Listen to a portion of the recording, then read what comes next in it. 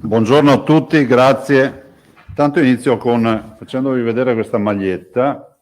Oggi è la giornata mondiale delle malattie infiammatorie croniche dell'intestino e quindi ci tenevo a ricordare questa maglietta e ovviamente tutta una serie di gadget e di iniziative che stanno facendo per ricordare queste patologie. Questo l'ho ricordato. Adesso io andrei subito sul bollettino e poi vi do un paio di comunicazioni. Sul bollettino siamo a 5.259.000 test molecolari, 4.634.000 test rapidi. Il totale è 9.894.000. che hanno rintracciato 333 positivi, segnando oggi un record, perché i 333 positivi su 34.555 tamponi fanno 0,96 di incidenza. Cosa vuol dire? Vuol dire che su 333 positivi hanno dato vita a 34.555 tamponi, no? Per il contact tracing, quindi sono stati fatti tamponi a conviventi, a colleghi di lavoro, amici che hanno avuto magari un contatto stretto con uno di questi positivi.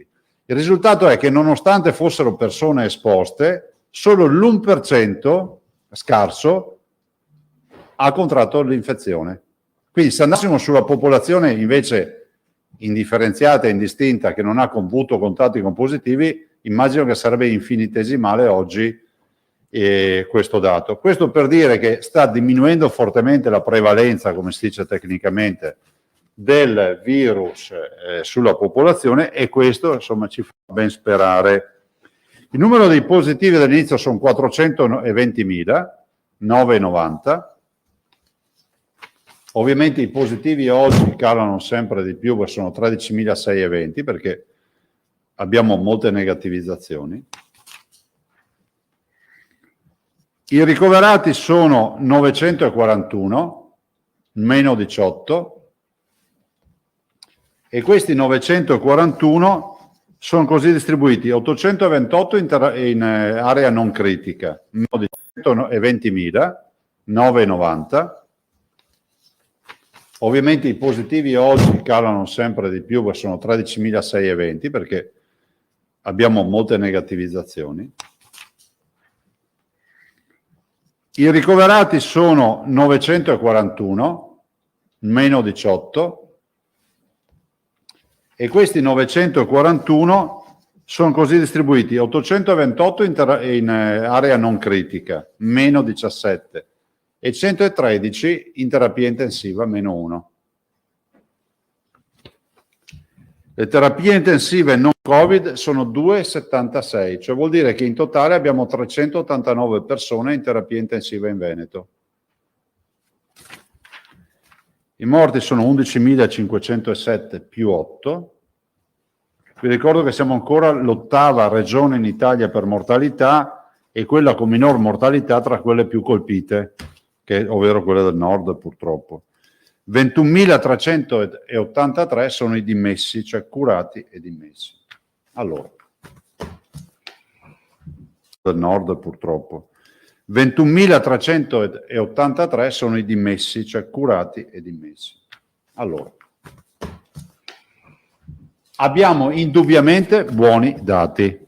Abbiamo una giornata che segna un record di un'incidenza sotto l'1% tra i potenziali contatti di un positivo, vorremmo che stessi, cioè curati. I morti sono 11.507 più 8. Vi ricordo che siamo ancora l'8ª regione in Italia per mortalità e quella con minor mortalità tra quelle più colpite, ovvero quelle del nord purtroppo. 21.383 sono i dimessi, cioè curati e dimessi. Allora, abbiamo indubbiamente buoni dati. Abbiamo una giornata che segna un record di un'incidenza sotto l'1% tra i potenziali contatti di un positivo, perché non abbiamo fatto 33.000 tamponi per strada o in una piazza, ma li abbiamo fatti a persone che hanno avuto contatti con un positivo. Forse tra qualche mese, tra qualche anno, tra qualche secolo ci spiegheranno questo andamento strettamente legato al clima di questo virus. Oggi non è dato a sapere fino in fondo cosa accada ogni volta quando arrivano le buone temperature, però abbiamo una certezza, che le vaccinazioni stanno dando ottimi risultati. Li stanno dando perché le categorie vaccinate in maniera importante, e avendo noi messo in sicurezza i maschi sopra i 65 anni e le donne sopra i 75 anni, significa non vederli più sostanzialmente nei ricoveri ospedalieri e in tutto quello che è la filiera, diciamo, del contagio. Abbiamo fatto quasi 26.000 vaccini nelle ultime 24 ore, 25.797. Però il dato straordinario che vi do è quello delle coperture vaccinali. Sopra gli 80 anni, vi do l'aggiornamento di oggi a un quarto d'ora fa, sopra gli 80 anni 98% della popolazione è coperta, 97,8, ho arrotondato io a 98.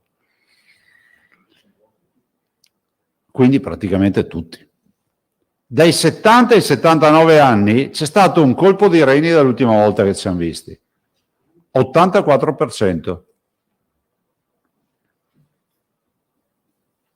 Dai 60 ai 69 anni, un grande colpo di reni dall'ultima volta che ve ne ho parlato, cioè dal lunedì, 78%. Cioè i 60-69 anni, il 78% si è già vaccinato ed è prenotato. Sono vaccinato o prenotato, nel senso che finito il percorso il 78% sarà comunque vaccinato. Dai 50 ai 59 bene, 66% tra vaccinati e prenotati. Dai 40 ai 49 45%. Vi dico che mancano ancora in agenda la copertura di 70.000 posti. Cioè vuol dire che abbiamo 70.000 posti in agenda occupabili, io spero dai 40 a 49 anni, e comunque da chi, in questo momento da chi ha più di 40 anni. Abbiamo 70.000 posti liberi, depurati diciamo da quelli riservati ai fragili, vulnerabili e alla disabilità. Quindi il mio appello è questo. Noi non possiamo lasciare posti liberi per settimane. Allora faccio un appello a tutti coloro che hanno più di 40 anni, dai 40 anni in su, di dire attenzione ragazzi, avete 70.000 posti a disposizione. Se io per qualche giorno ancora è giusto, li vediamo liberi, apriamo tutti. E a quel punto succede cosa? Che si va in coda. Cioè noi non possiamo... Attenzione che non è che sono posti liberi che mi dicono che domani non riuscirò a vaccinare bene. Sono posti liberi diluiti da qui al 16 di giugno. Però l'invito che faccio a tutti, agli over 40, prima di chiudere anche questa partita, di approfittare insomma delle prossime ore per prenotarsi, perché poi finisce che ci sarà l'imbuto, perché se apriamo a tutti o apriamo ad altre categorie, che so, i centri estivi, che è una delle categorie che vorremmo affrontare per primi, l'assessore dopo magari ve ne parlerà, è ovvio che poi tu che magari hai 40 anni, 41, 42 o quello che è, o ne hai 60, 70 e devi ancora vaccinarti, rischi di finire in coda. 70.000 posti liberi. Di vaccini adesso ne abbiamo 80.000 in magazzino, praticamente poco o niente. Stiamo aspettando, ci scusiamo anche se non è colpa nostra per il disguido di 4.900 dosi di Moderna che non siamo riusciti a inoculare ieri, ma è stata una sorta di travaglio avere sto vaccino, perché doveva arrivare sabato e non è arrivato. Ci hanno detto che sarebbe arrivato martedì e non è arrivato. Ci hanno promesso per giovedì, domani, giusto? E domani speriamo che arriva. Anzi, domani dovrebbe arrivare dose doppia, perché? Perché arrivano anche quelli di questa settimana, perché onestamente Moderna aveva già una sua stabilità di forniture, però niente, c'è stato sto guaio della scorsa settimana che ha avuto riverbero sulle prenotazioni di queste. Però insomma adesso siamo a regime, si sta vaccinando e quindi andiamo avanti spediti. Qualcuno si è un po' agitato per la storia delle vaccinazioni dei turisti, ma io continuo a dire che per noi il turista è sacro.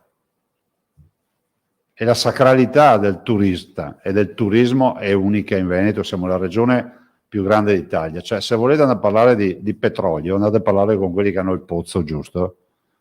Che sa tutto del petrolio. Se volete parlare di turismo, venite in Veneto e parliamo di turismo. Allora, noi diciamo che non immaginiamo un assalto alla diligenza, non è che uno va in vacanza per farsi l'iniezione della seconda dose, ma se dovesse servire, noi ci vogliamo essere e speriamo che a livello nazionale vengano spianate tutte le paturnie mentali relative a fare la seconda dose, perché nel momento in cui Luca Zaia mi arriva dal Veneto, anzi mi arriva da fuori, che sia dall'estero o da un'altra regione italiana, facciamo il signor Schmidt, mi arriva da un'altra località che può essere una regione italiana oppure uno straniero del cognome, mi arriva, mi dice io ho fatto la prima dose di Pfizer, di Moderna, di quello che è, vorrei fare la seconda perché i conti mi dicono che posso fare la seconda, se abbiamo il vaccino gliela facciamo, gli facciamo un certificato e poi a casa sua andrà a dire ragazzi registratemi perché ho le carte del Veneto, se non mi credete scrivete al Veneto. Non mi sembra una roba trascendentale sta qua, non serve a scomodare la Silicon Valley per trovare qualcuno che faccia nuovi progetti, cioè, è un servizio però che diamo che è unico e solo noi possiamo darlo. Allora, io l'ho anche detto oggi in un'intervista, abbiamo parlato per anni delle vacanze sicure, vi ricordate, no? Che se vieni in Veneto hai la certezza che se ti rompi anche un'unghia sei curato come fossi saremmo tutti lì a curarti. Ecco, bene, il farmaco che oggi è oggetto di questa discussione si chiama vaccino, il vaccino è un farmaco. Sono anche convinto di una cosa, se volete che ve la dica tutta. Non sono convinto che ci si possa rifiutare a somministrare un farmaco se te lo richiedono. Perché nel territorio europeo c'è la libera movimentazione, mobilità, ecco non mi veniva la parola, dei cittadini europei e sapete peraltro che è previsto che in caso di cure il paese, diciamo, ospitante che pratica le cure verrà rimborsato dal paese di residenza del cittadino.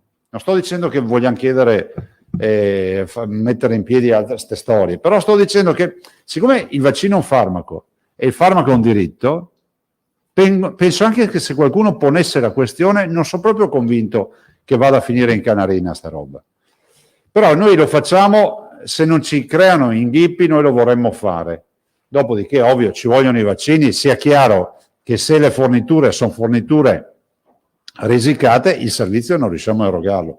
Ma che anche questo diventi oggetto di discussione a livello nazionale mi sembra un po' esagerata sta storia.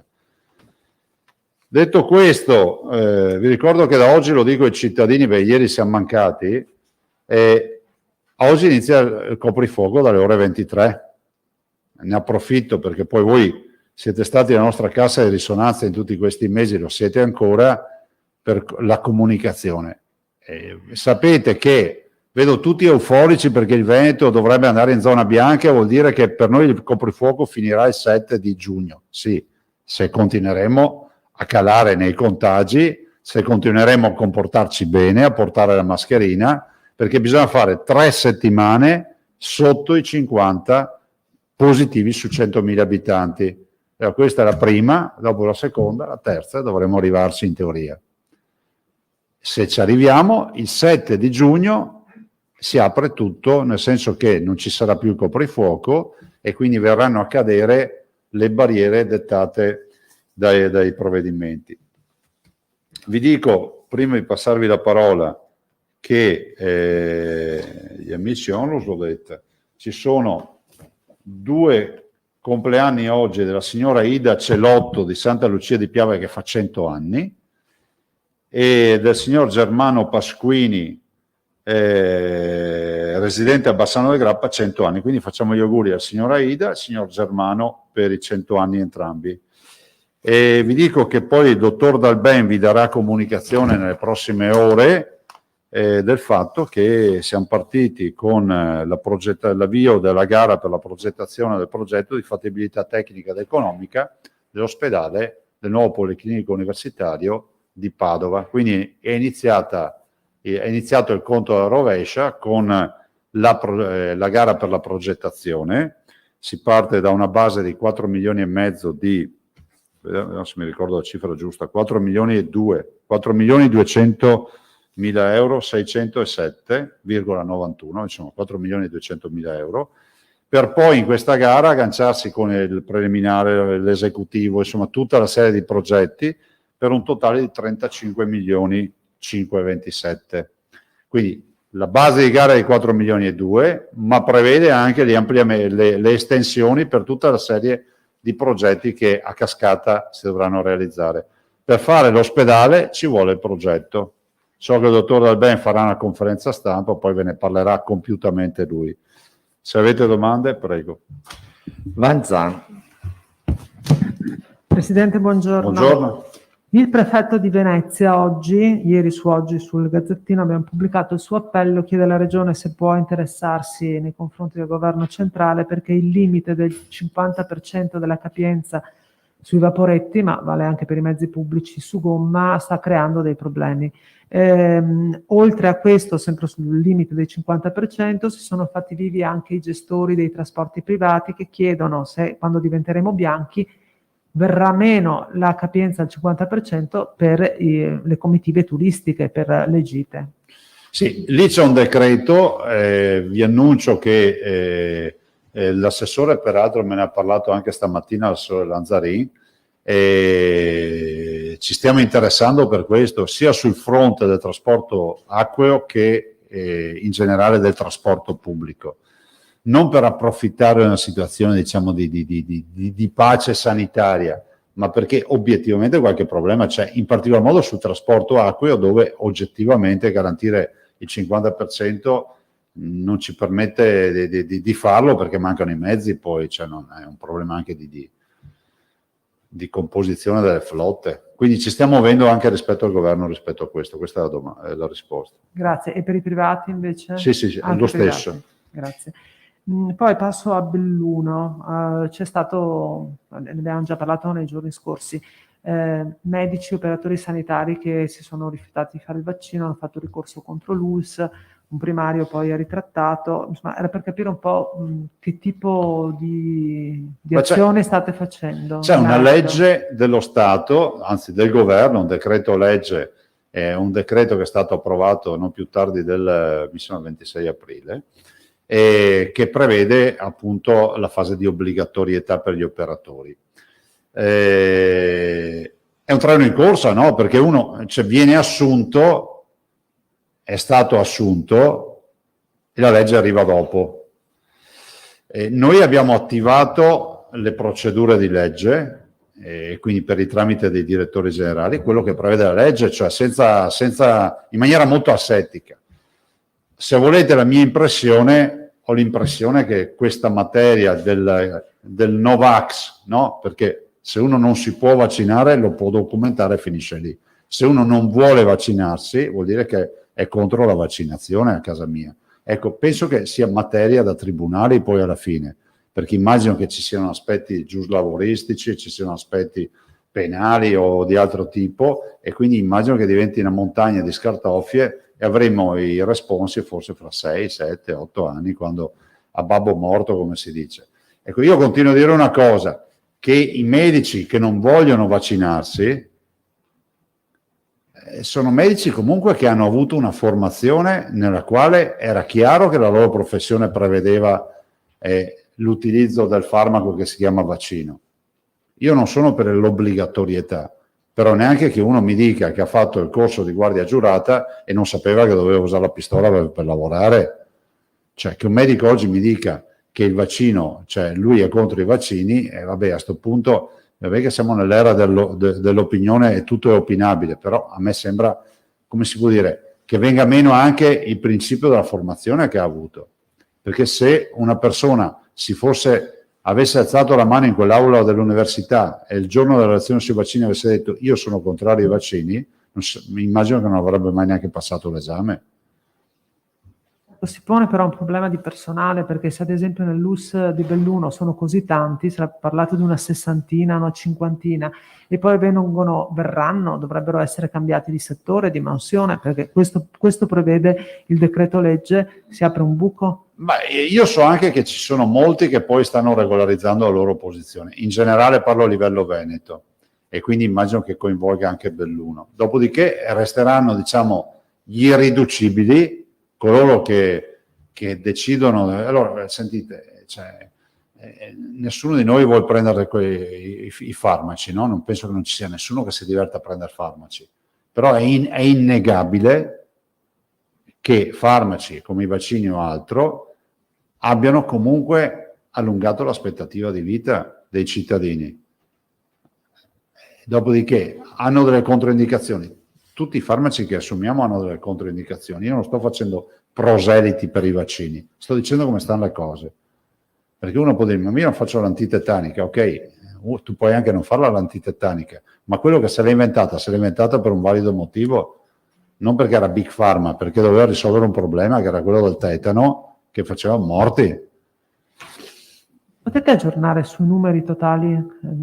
Se ce li ha l'assessore, io non ce li ho. Non ce li ho perché io arrivo dalla Commissione Salute, abbiamo trattato anche questo argomento perché comunque è articolato, c'è le procedure e tutto il resto, quindi abbiamo trattato anche questo argomento. Ho chiesto alla dottoressa Russo se mi dava anche un tornaconto, diciamo, anche diviso, quindi ospedalieri, territoriali e anche extraterritoriali, perché una preoccupazione, insomma ne avevo già parlato anche col Presidente, è quella delle strutture extraterritoriali, cioè il discorso delle case di riposo per disabili. Già sapete che siamo in una sofferenza cronica importante.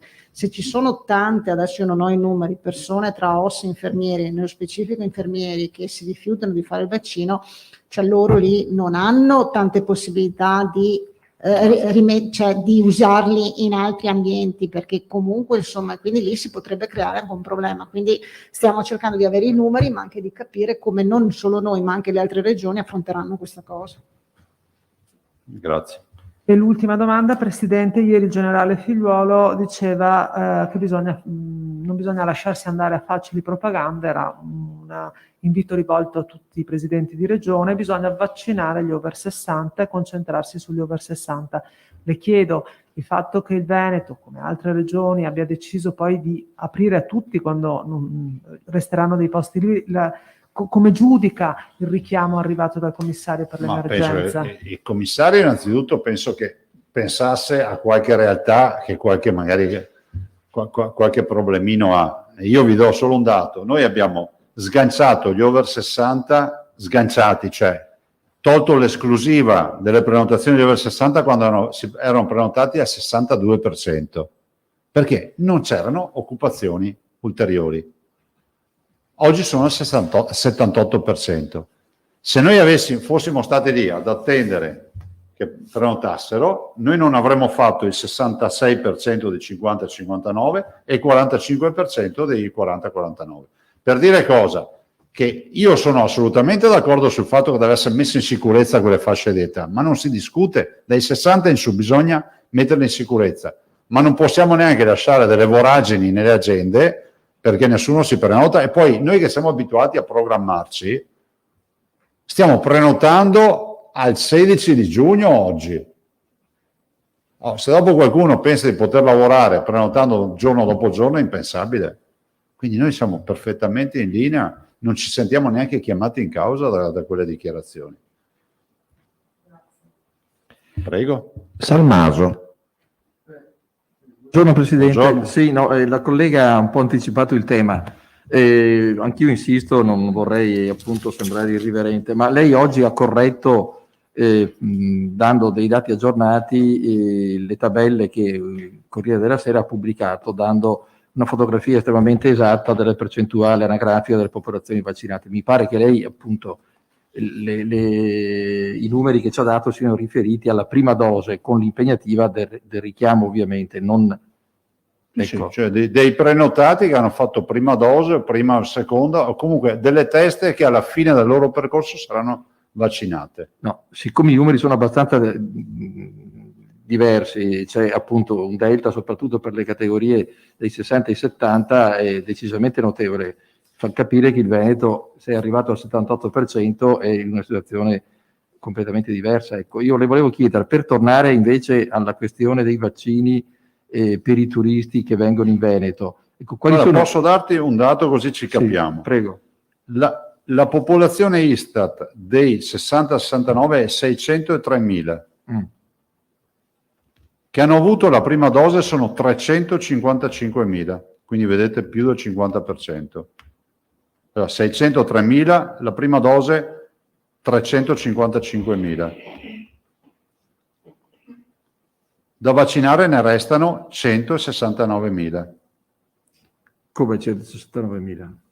Cioè 355 più 169 fa 603. Ma no. 355 più 169 non arriviamo a 603, arriviamo a 400 e rotti, cioè c'è qualcosa. Allora, perché ho i cicli completi. Ecco, c'è qualcosa che non torna. 78.000 di cicli completi. Ecco. Perfetto. Scusami, avevo saltato una riga. Sì, avevo saltato una riga. Benissimo. Scusami. Allora, 603.000 la popolazione, 355.000 la prima dose, sì. 78.000, vi arrotondo le cifre, sono tutte arrotondate per difetto, fra l'altro. 78.000 i cicli completi. Benissimo. Da vaccinare ne restano 169.000. Certo. Di prenotati dei 169.000 ce ne sono 37.000. Vuol dire che abbiamo il 78% che ho vaccinato o è in procinto di vaccinarsi con la prenotazione. Ho capito. Quindi quando vedete i dati nazionali, loro cos'è che fanno? Prendono la popolazione Istat, prendono i vaccinati, probabilmente anche solo a 2 dosi, neanche una dose, e dicono, ma è solo il 10%, se ho capito. Ma la mia agenda dice questo. Sì, ve lo diamo. Ve lo diamo qui. Guarda, vi faccio una foto e ve lo do subito. Lo mando a Carlo. Guarda Carlo, anzi, no, ti faccio la foto, guarda, la faccio io, preferisco farla io. Il problema è che non mi paga. A chi lo mando? L'ANSA del Veneto. Sì, comunque dimmi Albino, ti ascolto. No, appunto era per dire che al di là dei numeri, qua mi pare che la questione che lei ha sollevato è quella della possibilità di vaccinare i turisti in Veneto, mentre il governo dice prenotate le vacanze sulla base della vostra data di vaccino. È completamente opposta, cioè noi ci rendiamo conto che per rilanciare il turismo in Veneto lei sta facendo tutto l'impossibile, a parte il fatto che mancano, mi pare, 20.000 lavoratori perché non si sa dove siano finiti, anche se abbiamo un sacco di disoccupati. Ma a parte questa parentesi, ecco, cioè in Italia l'anagrafe vaccinale non esiste in tutte le regioni, questo esatto. è il primo problema. Come si può concretamente ovviare per dare un messaggio chiaro a chi volesse prenotare le vacanze in Veneto da una regione diversa dalla nostra, ovviamente, e da un paese europeo, avendo appunto la garanzia, come dice lei, che il vaccino si può fare? Cioè... Allora, andiamo per gradi. In questo paese il problema più grande oggi della discussione del paese è fare i vaccini ai turisti. Abbiamo migliaia di disoccupati, aziende che chiudono, disastro, e qua il dibattito sui vaccini ai turisti. Allora, il Veneto dichiara 2 punti. Se ci mettono le condizioni normative di poter fare, che non salta fuori qualcuno che dice che commettiamo un reato, noi ci adopereremo per farli. Per quanto riguarda l'assenza dell'anagrafe vaccinale, si risolve, perché se è vero che gli manca l'anagrafe vaccinale, è vero che hanno le scartoffie. E se hanno le scartoffie gliene aggiungiamo noi una, che se la porteranno dal Veneto. C'è un pezzo di carta con una dichiarazione. Guardate che quando non c'era il computer, c'era un archivio cartaceo, voi facevate il giornale solo su carta, oggi su carta è su digitale, ma non è che non faceste il giornale. Certo. Per cui A me sembra banale, no? Ovviamente noi avremo un'anagrafe di quelli che si sono vaccinati da fuori, dopodiché avranno il loro pezzo di carta, se lo perdono, ce lo richiedono, glielo ristamperemo perché facciamo un piccolo programmino per avere la nostra anagrafe. Ma voi non, scusa, Prego. non avete intenzione di fare forzature in tal senso? Cioè aspettate... Non le possiamo fare perché c'è il tema della norma, di una norma d'ombrello nazionale, cioè noi non siamo degli attaccabrighe, diciamo semplicemente che la regione più turistica d'Italia non può girarsi dall'altra parte davanti a un'istanza che io sono convinto sia minimale. Sì. Perché poi molti si programmeranno le vacanze in base alla seconda dose, le sappiamo tutti queste robe. Ma se ci fosse, perché dobbiamo sbattere la porta in faccia ad uno? Lei dirà lui di no, ai turisti, ma noi no. Ma alcune regioni, scusa Alda, hanno ad esempio previsto il domicilio per la vaccinazione. A me risulta che il Lazio, ad esempio, abbia dato a persone venete o anche di altre regioni che lavorano in quella regione la possibilità di vaccinarsi. Questo succede anche qui. Certo, penso che sia, per noi è d'ufficio questo. D'accordo, ma questa formula può essere utilizzata anche Esatto. per i turisti o no? Cioè, ma a noi non sembra dici bene, a noi non sembra... È una cosa analoga più o meno sul piano tecnico. Dite, ma c'è, guarda, che c'è da fare una puntura, se fare un certificato, non sai che gli chiede una laurea in medicina. Adesso torna fuori il problema dell'iniezione, la laurea in medicina. No, un'altra domanda. Oggi lei dice che il coprifuoco è un tabù da eliminare, cioè lei è sempre stato, come dire, estremamente... E lo sono? No, estremamente cauto e prudente, e come dice anche il professor Palù, non abbiamo ancora concluso la battaglia contro il virus, l'ha detto al Fatto Quotidiano, quindi voglio dire... È autorevole. No, autorevole sì, il professor Palù certamente. L'ha detto a un giornale che ovviamente ha fatto del rigore la propria bandiera. Ecco, detto questo, perché lei è convinto che il coprifuoco debba essere eliminato? Non è un segnale estremamente di eccessivo ottimismo? Avete già modificato l'RT, quello classico? Sì, chiaro. No, guarda, io non sono né aperturista né chiusurista. A me è stata fatta una domanda e ho risposto. Certo, no? E rispondo nuovamente a quella domanda. Cioè, ha senso oggi parlare di un coprifuoco? Allora io dico che se avesse senso non lo portavi dalle 10 alle 11, no? Lo portavi alle 6 di sera, alle 4 del pomeriggio, chiudevi tutti in casa. Allora, se me lo porti dalle 10 alle 11 e poi mi dici anche che dal 21 di giugno non ci sarà più, sì, e che comunque dal 1 di giugno sarà dalle 24, giusto? Se non ho capito male. Allora io mi chiedo, se non ho capito male, il rischio sono gli assembramenti.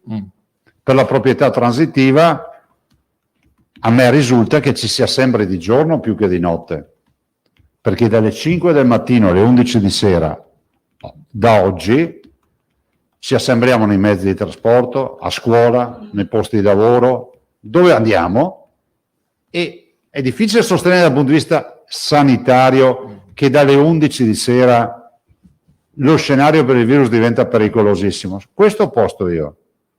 Quindi secondo me, ma non ci sarà nessuno che può smentirmi su questo, cercatelo. Non è, attenzione, che non passi l'idea dell'imprudente, del liberi tutti, assolutamente no, ma se tu mi chiedi che senso sanitario io ti dico, io non ce lo vedo. Tanto è vero che lo stesso governo non è che ha ristretto, ha allargato. Se dopo uno dice, ma questa è una condizione psicologica per far capire al cittadino che il virus c'è, anche se non c'entra niente del coprifuoco, ok, ma lo dovete dirlo, perché a livello internazionale stanno leggendo che in Italia siamo ancora col coprifuoco. E noi viviamo anche di turismo. Certo. Comunque siamo tra i paesi che lo ha allentato di più. Sentivo oggi la Francia, ad esempio, lì fino alle 9, dopodiché si va tutti a casa, e la RAI oggi spiegava che dal 16 di ottobre hanno tenuto chiusi tutti i locali fino a oggi, quindi voglio dire, non è che non voglio dire questo, ma noi abbiamo fatto delle scelte dolorose quando la Francia non le faceva, e nessuno veniva a ricordare l'Italia per le scelte dolorose che ha fatto quando la Francia non le faceva. l'ultima questione è questa abitudine di andare sempre a cercare la virtuosità degli altri, cioè guardiamo anche quella nostra.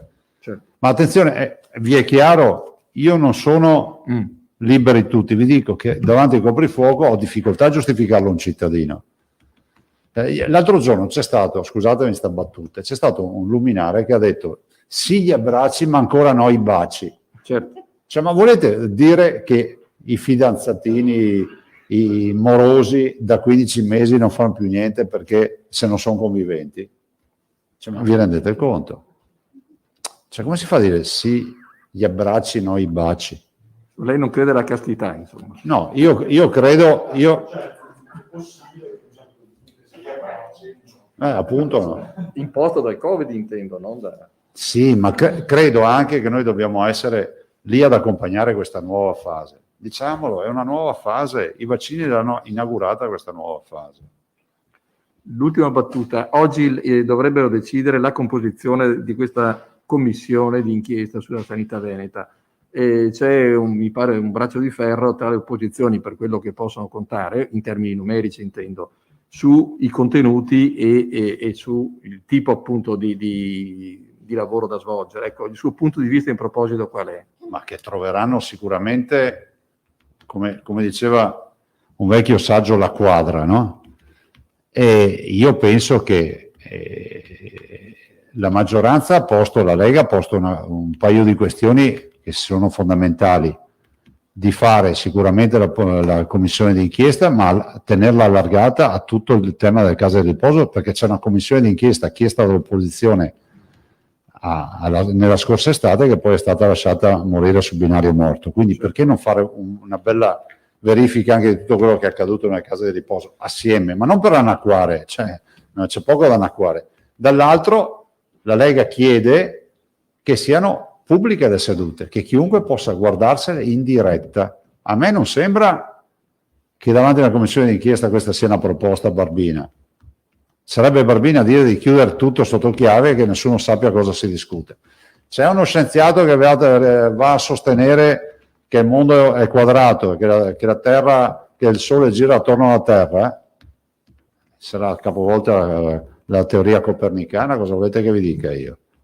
Però noi vogliamo che lo dica, che lo sappiano tutti, no? Perché allora ci dobbiamo riorientare col Sole, fare tutta una serie di calcoli. Ma vale per tutti, al di là delle battute, vale per tutti, cioè, anche per voi che poi avete il ruolo dei comunicatori, di informare i cittadini. Potete, se decidete di seguirvi le commissioni, decidete cosa da scrivere poi. Cioè, la verità è questa. Siccome noi non siamo un tribunale... Bene, grazie. Però io sono convinto che persone di buon senso che ci sono sia nella maggioranza che all'opposizione troveranno assolutamente una soluzione nell'interesse della comunità. Del resto questa commissione la si fa perché la maggioranza l'ha voluta, voglio ricordarvi. Bonnet, poi Guidone, Antonella? No. Chiarimenti che vogliono sentire dalla viva voce del Presidente, l'unico di cui si fidano. Lo spostamento del coprifuoco comporta allungamento anche degli orari dei bar e dei ristoranti. Sì. Automaticamente È automatico. possono aprire perché c'è questo dubbio. Sì. Ok, grazie. Sì. Cioè da stasera alle 23.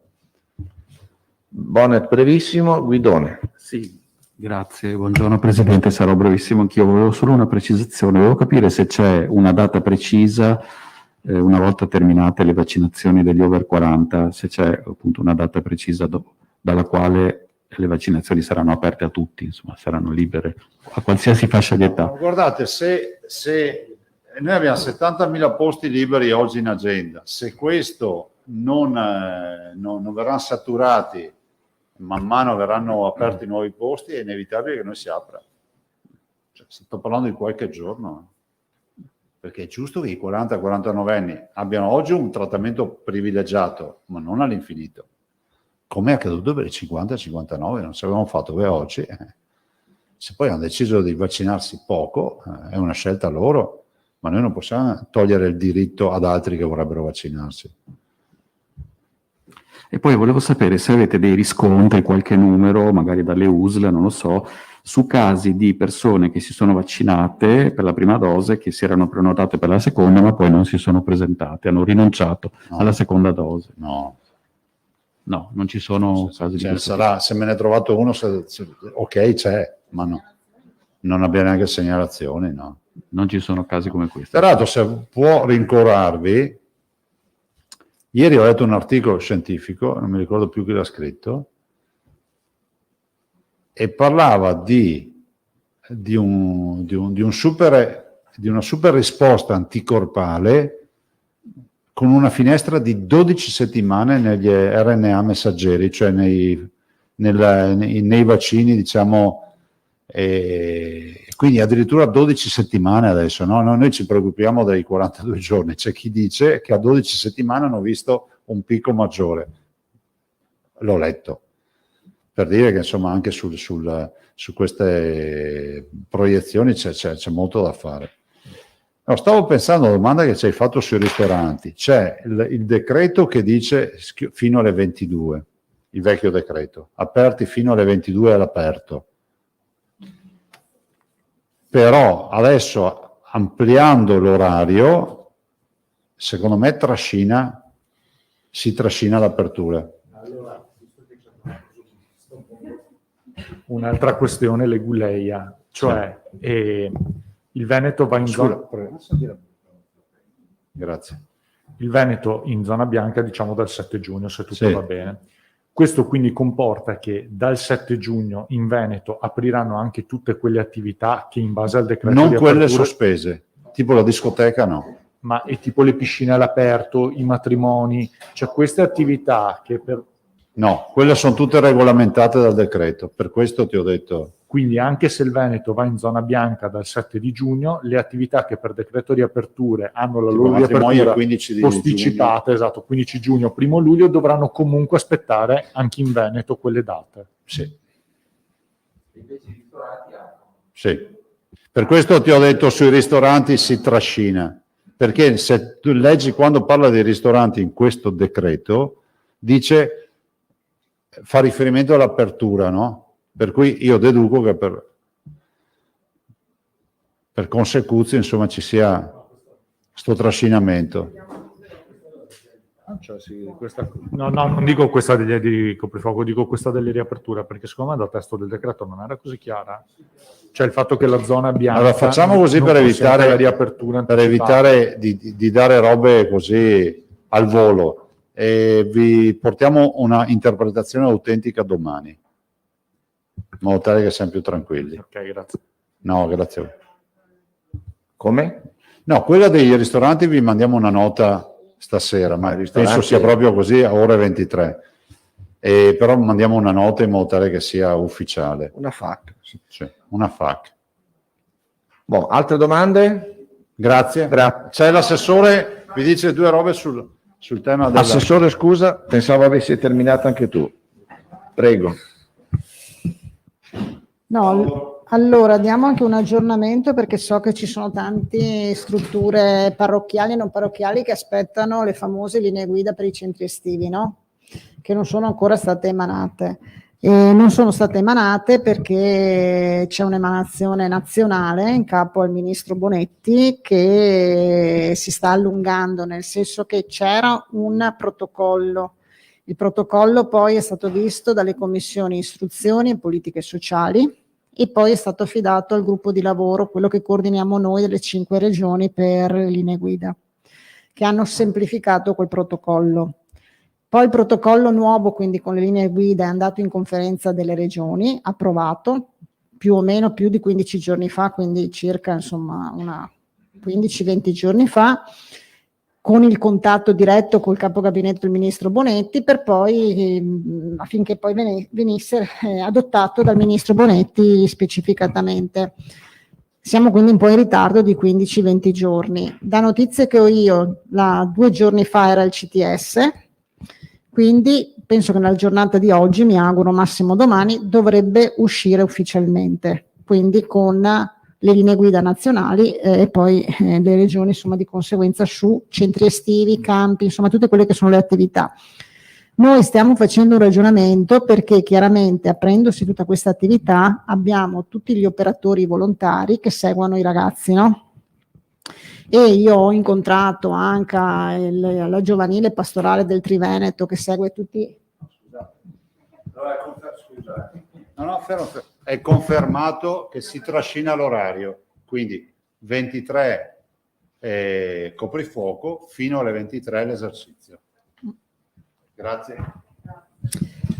Ho incontrato, dicevo, anche la giovanile pastorale del Triveneto insieme poi a FISM e ad altri che sono quelli che poi seguono, e si stava ragionando con loro sulla protezione degli animatori e dei volontari, in particolar modo di quelli che accompagnano i ragazzi nei campi estivi in montagna piuttosto, no? Quindi allora stiamo raccogliendo un po' di numeri e di dati anche per avere insomma contezza di quanti potrebbero essere, ed erano quelli che il Presidente diceva che potremmo insomma mettere in protezione, quindi vaccinare proprio per l'apertura di queste attività. E quindi insomma siamo in questa fase, quindi dovrebbero uscire penso tra oggi e domani, e in più noi insomma avremo anche un quadro complessivo di quanti potrebbero essere. Vi dico un numero che mi ha detto la giovanile pastorale del Triveneto, dicono che parlano circa di 17.000 tra operatori e volontari, altri 3.000 mi dicono la FISM, quindi legati ai 06. Adesso stiamo chiedendo all'ANCI anche per capire quelli che sono in gestione dei comuni, insomma avere un quadro complessivo e poi faremo delle valutazioni. Oggi pomeriggio alle 2:30 invece vi anticipo, e poi vedremo insomma domani o nei giorni successivi, faccio un incontro con il mondo del turismo e la prevenzione, quindi con Federalberghi, Confturismo, Confindustria eccetera, per capire bene anche rispetto circolari, visto che sappiamo insomma la stagione è vicina, Pentecoste, c'è già la previsione di arrivi di tedeschi e austriaci qui in zona appunto Jesolo e quindi nel litorale, e quindi faremo un po' il punto per capire anche rispetto a tutte le incombenze, pass vaccinale, tampone, rientro, entrata o comunque insomma le ultime indicazioni che sono state prese, in modo da dare indicazioni anche corrette e anche puntuali, andare incontro a quelle che sono le esigenze. Quindi cercheremo un po' di trovare la quadra, che so non essere facile su questo. Bone. Sì, su questo, la vaccinazione degli stagionali, dei dipendenti. Ragioneremo anche con ragioneremo, nel senso apriremo una discussione con loro anche su questo, che chiaramente sarà legata al fatto a un certo punto apri tutti, quindi non ci saranno più le fasce d'età, le famose, voi sapete che insomma c'è ancora in ballo il discorso delle vaccinazioni nelle aziende da protocollo nazionale eccetera, quindi anche con loro faremo un ragionamento anche su questo insomma. No, perché mi risulta che per esempio a Jesolo l'ex bocciodromo è già pronto ed era stato destinato proprio a questo scopo. Sì, no, le strutture per quanto ci riguarda so che sono pronte, ci sono già attivate. Io so che hanno anche parlato con Federfarma, quindi anche un circuito che coinvolge le farmacie e quant'altro. Adesso dobbiamo un po' mettere insieme tutti questi pezzi e poi capire anche rispetto a previsioni, indicazioni e tutto il resto, come agiamo anche noi. Altre domande? Antonella Prigioni. Assessore, buongiorno. Mi scusi, esiste il malumore da parte dei medici di medicina generale per il loro contributo alle vaccinazioni? Leggevo in alcuni quotidiani che hanno espresso della perplessità, dato che tutti vanno a vaccinarsi negli hub, quindi dicono noi possiamo vaccinare solo con AstraZeneca e Johnson & Johnson, non ha neanche più senso partecipare, e si sarebbero accodati anche i farmacisti. Allora, per quanto riguarda i medici di medicina generale, c'è l'accordo appunto che ha avuto seguito. Oggi dico i numeri a memoria, ma possiamo darvi anche una tabellina, mi sembra che ce l'abbiamo aggiornata ad oggi. Noi hanno effettuato circa 150.000 somministrazioni e stanno coinvolgendo 2.500, 2.400 e qualcosa, insomma quasi 2.500 medici di medicina generale.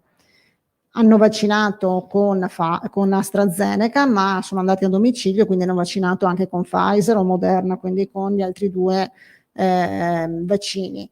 Ho visto anch'io i comunicati. È chiaro che quando parliamo di numeri importanti, hub vaccinali, insomma, l'organizzazione è un'organizzazione più complessa, però loro fanno parte comunque di quella che è l'organizzazione nostra, questo l'abbiamo sempre detto e continueremo a dirlo. Io ho un incontro anche con il rappresentante della FIMC la settimana prossima, proprio per fare un punto della situazione.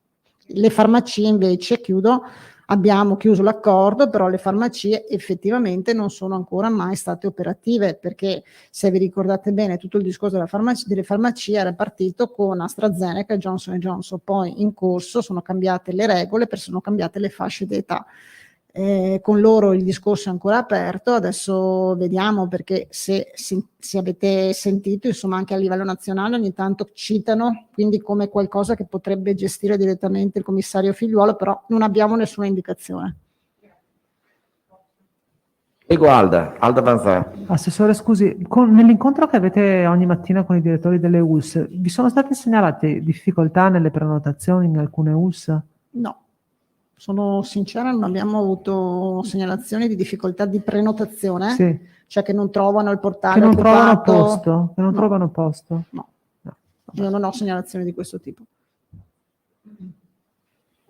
Chiedo perché mi hanno scritto Bonnet. adesso che nei 60.000 posti disponibili siano distribuiti in maniera disomogenea. Vabbè, no, che siano Perché Verona distribuiti- e Padova, per esempio, dicono che hanno feedback e che i posti sono molto occupati, quindi magari Il punto è Verona. Ah, no, Verona ma- risulta Anche Padova. che non ci siano posti. Ma allora faccio una verifica puntuale, non lo so, non l'ho sentita questa cosa qui, però può essere, perché in base anche un po' a come hanno esaurito precedentemente i posti e alla capacità anche poi dei vari hub vaccinali. Se non c'è altro, Albino Sammaso. Assessore, buongiorno. Buongiorno. Lei si occupa di sanità e non di lavoro, però la Nuova Venezia oggi pubblica un dato che invita a riflettere. Allora, il turismo si sta rimettendo in moto, gli operatori sono ottimisti, le prenotazioni stanno andando discretamente bene rispetto ovviamente al contesto generale, però c'è un problema oggettivo che è legato pare manchino 20.000 dipendenti, cioè non riescono a trovare personale per rimettere in moto appunto proprio il funzionamento dell'albergo, camerieri, cuochi e tutto il personale addetto ai servizi in generale. Ecco, allora, per carità, la bacchetta magica non ce l'ha nessuno, ma avete capito cosa è successo? Cioè questi sono stagionali stranieri che lavoravano in Italia che sono ritornati a casa, oppure c'è stato proprio un travaso per cui non si riesce a sostituirli? Cioè, c'è la possibilità di avere da Veneto Lavoro e dalle strutture della regione. Possiamo provare a chiederlo, possiamo chiederemo provare a alla collega chiederlo. Donazzani. Possiamo provare a chiedere se loro hanno uno specchietto di dove perché mancano questi 20.000 posti, e se sono 20.000 posti che effettivamente oggi non ci sono perché non c'è più appunto l'apporto da altre regioni oppure da altri paesi. No, perché queste sono le associazioni di categoria a dirlo, cioè non siamo noi, cioè, quindi penso sia un censimento fatto realmente tra gli operatori del settore. Lo chiediamo, insomma. penso ci Sì, siano. sì, se ci dà dei dati. Albino, chiederò a Veneto Lavoro oggi Benissimo. se ha qualche Se notizia è possibile in avere merito. qualche statistica più precisa, grazie. Va bene? Grazie.